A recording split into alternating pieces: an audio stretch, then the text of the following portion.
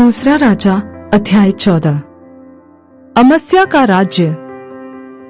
इस्राएल के राजा यहोआहाज के पुत्र योआश के राज्य के दूसरे वर्ष में यहूदा के राजा योआश का पुत्र अमस्या राजा हुआ। जब वह राज्य करने लगा तब वह 25 वर्ष का था और यरूशलेम में 29 वर्ष राज्य करता रहा। उसकी माता का नाम यहोअद्दान था जो यरूशलेम की थी। उसने वह किया जो यहोवा की दृष्टि में ठीक था, तो भी अपने मूल पुरुष दाऊद के समान न किया। उसने ठीक अपने पिता योआश के से काम किए। उसके दिनों में ऊंचे स्थान गिराए न गए। लोग तब भी उन पर बलि चढ़ाते और धूप जलाते रहे।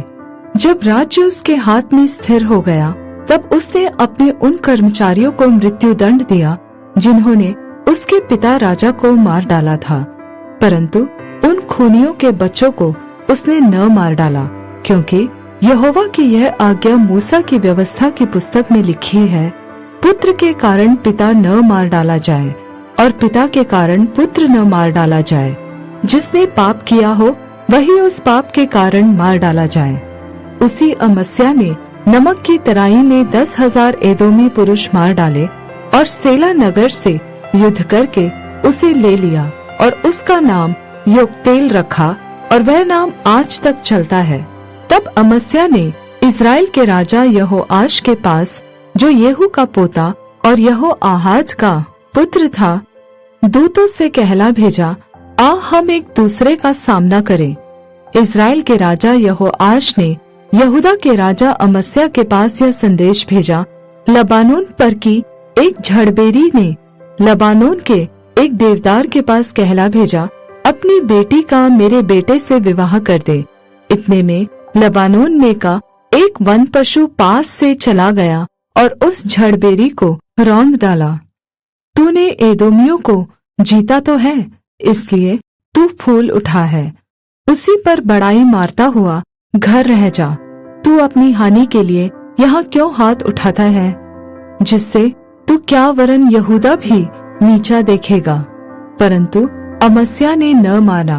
तब इस्राएल के राजा यहोआश ने चढ़ाई की और उसने और यहूदा के राजा अमस्या ने यहूदा देश के बेतशेमेश में एक दूसरे का सामना किया और यहूदा इस्राएल से हार गया और एक एक अपने अपने डेरे को भागा। तब इस्राएल के राजा यहोआश ने यहूदा के राजा अमस्या को, जो अहज्याह का पोता और योआश का पुत्र था, बेतशेमेश में पकड़ लिया और यरूशलेम को गया और एप्रैमी फाटक से कोने वाले फाटक तक 400 हाथ यरूशलेम की शहरपनाह गिरा दी।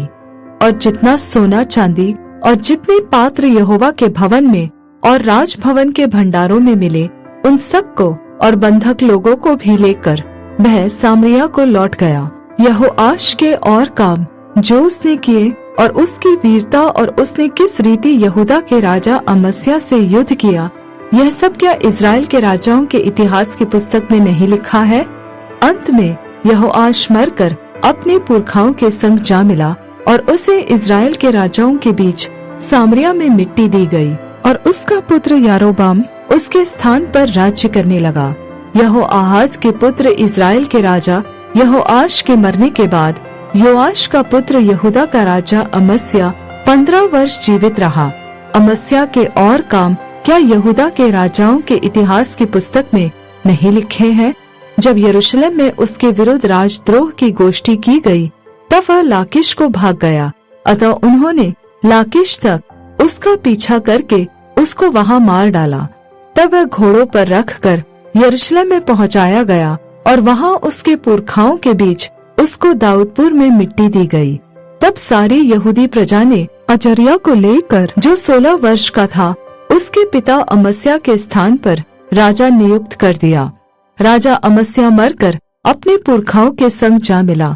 तब उसके बाद अजर्याह ने एलत को दृढ़ करके यहूदा के वश में फिर कर लिया। दूसरे यारोबाम का राज्य। यहूदा के राजा योआश के पुत्र अमस्या के राज्य के 15वें वर्ष में इस्राएल के राजा यहोआश का पुत्र यारोबाम सामरिया में राज्य करने लगा और 41 वर्ष राज्य करता रहा। उसने वह किया जो यहोवा की दृष्टि में बुरा था, अर्थात नबात के पुत्र यारोबाम, जिसने इज़राइल से पाप कराया था, उसके पापों के अनुसार वह करता रहा और उनसे वह अलग न हुआ। उसने इज़राइल की सीमा हमात की घाटी से ले अराबा के ताल तक ज्यों का त्यों कर दी, जैसा कि इज़राइल के परमेश्वर यहोवा ने अमित्तै के पुत्र अपने दास गेथे पेरवासी योना भविष्यद्वक्ता के द्वारा कहा था। क्योंकि यहोवा ने इज़राइल का दुख देखा कि बहुत ही कठिन है, वरन क्या बंदी क्या स्वाधीन, कोई भी बचा न रहा और न इज़राइल के लिए कोई सहायक था। यहोवा ने नहीं कहा था कि मैं इज़राइल का नाम धरती पर से मिटा डालूंगा। अतः उसने यहोआश के पुत्र यारोबाम के द्वारा उनको छुटकारा दिया। यारोबाम के और सब काम जो उसने किए और कैसे पराक्रम के साथ उसने युद्ध किया और दमिश्क और हमात को, जो पहले यहूदा के राज्य में थे, इज़राइल के वश में फिर मिला लिया, यह सब क्या इज़राइल के राजाओं के इतिहास की पुस्तक में नहीं लिखा है? अंत में यारोबाम मरकर अपने पुरखाओं के संग जो इज़राइल के राजा थे जा मिला और उसका पुत्र जकरिया उसके स्थान पर राज्य करने लगा।